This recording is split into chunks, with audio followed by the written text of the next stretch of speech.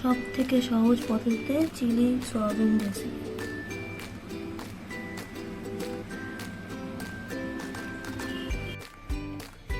Chilli soybean বানানোর জন্য প্রথমে কড়াইতে একটু জল দিয়ে জলটা গরম করে নিয়েছি। তার মধ্যে সয়াবিনগুলোকে দিয়ে দেবো।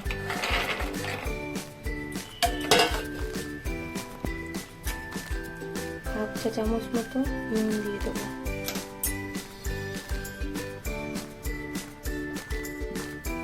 এবার সয়াবিনটাকে 2-3 মিনিটের মতো ফুটিয়ে নেব। সয়াবিনটা একটু ফুটে উঠেছে, এবার নামিয়ে নেব। সয়াবিনের সমস্ত জলটা বার করে নিয়েছি। এবার ওর মধ্যে সয়াবিনটার মধ্যে স্বাদ মতো নুন, 1 চা চামচ কর্নফ্লাওয়ার আর 2 চা চামচের মতো ময়দা, অর্ধেকটা লেবু,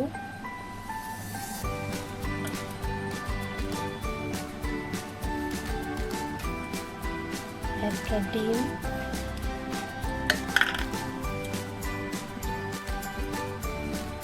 আধা চামচের মতো গোলমরিচ গুঁড়ো, আধা চামচের মতো লাল লঙ্কার গুঁড়ো, সব একসাথে মেখে নেব।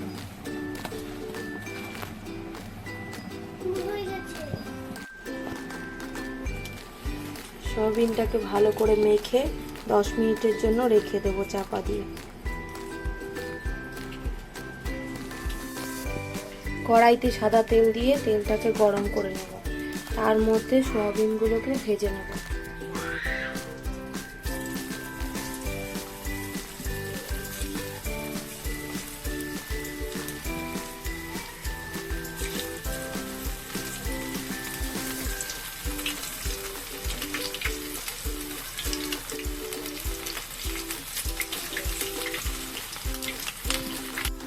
সব সয়াবিনগুলো দিয়ে দিয়েছি। এবার সয়াবিনগুলোকে ভেজে নেব।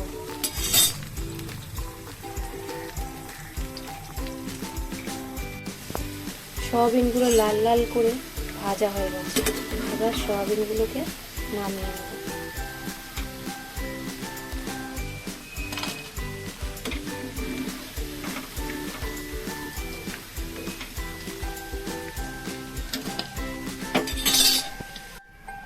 সয়াবিনগুলো নামানো হয়ে গেছে। কড়াইয়ের তেলটা নামিয়ে নিয়ে কড়াইটা গরম করে আবার ওর মধ্যে কিছুটা সাদা তেল দিয়ে দেবো।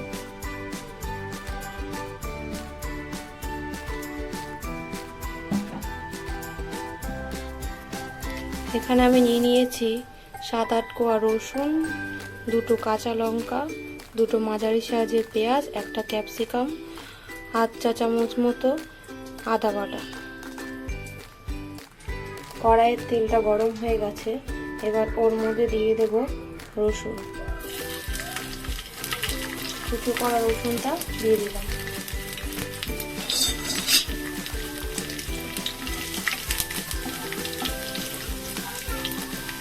ওর মধ্যে দিয়ে দেব ক্যাপসিকাম।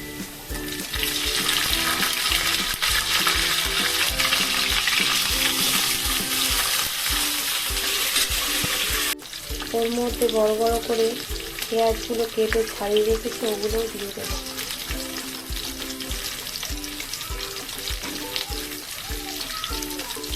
আর দিয়ে দেব লঙ্কা।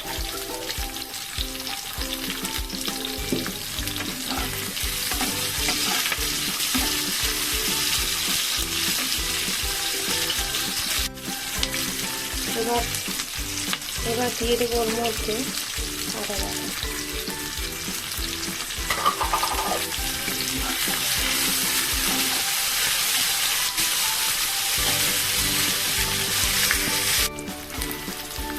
ওটা একটু ভাজা ভাজা হয়ে গেছে। এবার ওর মধ্যে নিয়ে নিই 1/2 চা চামচের থেকেও কম একটু গোলমরিচের গুঁড়ো আর একটু লাল লঙ্কার গুঁড়ো দিয়ে নিয়ে নেব।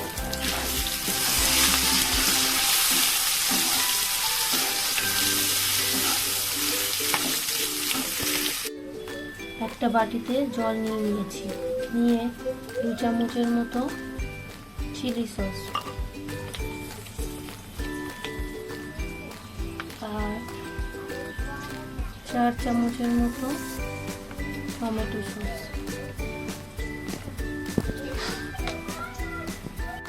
দিয়ে একটা চামচ দিয়ে একটু গুলে নেব।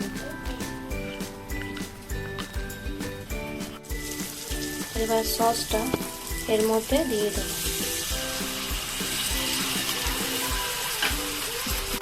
এবার সামান্য জল দিয়ে এটাকে ফুটতে দেব।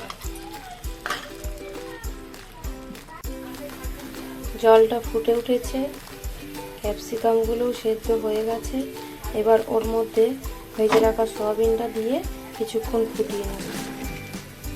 তাহলেই রেডি চিলি সয়াবিন।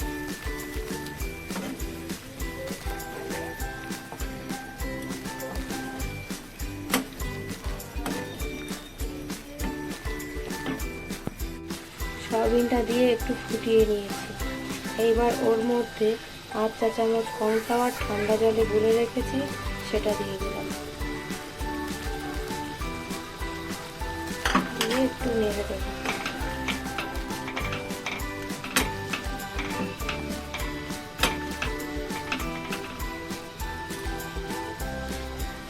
এবার রেডি আমাদের চিলি সয়াবিন। গ্যাসটাকে এবার বন্ধ করে দিচ্ছি।